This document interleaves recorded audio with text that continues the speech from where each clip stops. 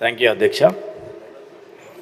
అధ్యక్ష, ఈ వాహనాల స్క్రాపేజ్ పాలసీ 2024 సెప్టెంబర్లో తీసుకొచ్చారు అధ్యక్ష.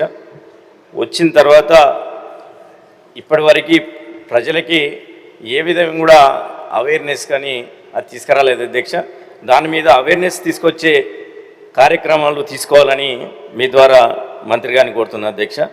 అదేవిధంగా ఈ పాలసీ వచ్చిన తర్వాత 15 సంవత్సరాలు నిండిన వాహనాలను తనిఖీల పేరిట ట్రాఫిక్ పోలీసులు కానీ ఆర్టీఓలు కానీ పైసలు దండుకుంటున్నారు తప్ప దానికి సంబంధించిన అవేర్నెస్ తీసుకొచ్చి ఆ వాహనాలను సీజ్ చేసి వాళ్ళకి అవేర్నెస్ తీసుకొచ్చి ఆ వాహనాలను ద్వారా వాళ్ళకి వచ్చే సబ్సిడీ కానీ వారి కొత్త వాహనాలు తీసుకోవడానికి కానీ వారి కానీ ఏ విధంగా తీసుకున్నారనేది మీ ద్వారా అడుగుతున్న అధ్యక్ష. అదేవిధంగా పేదవారి యొక్క ఆటోలు అధ్యక్ష, ప్రభుత్వం చెప్తుంది డీజిల్ పెట్రోల్ సంబంధించినవి హైదరాబాద్ సిటీలో ఉన్న 10 లక్షల ఆటోలను మేము సీజ్ చేసి ఎలక్ట్రిక్ సంబంధించిన తీసుకొస్తామని చెప్తున్నారు అధ్యక్ష, పొల్యూషన్ తగ్గించడం కోసం.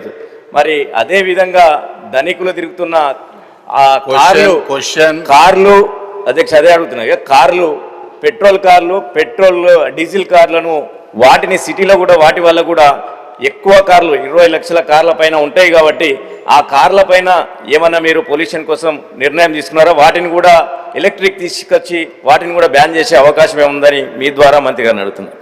శంకర్ రాజు గారు.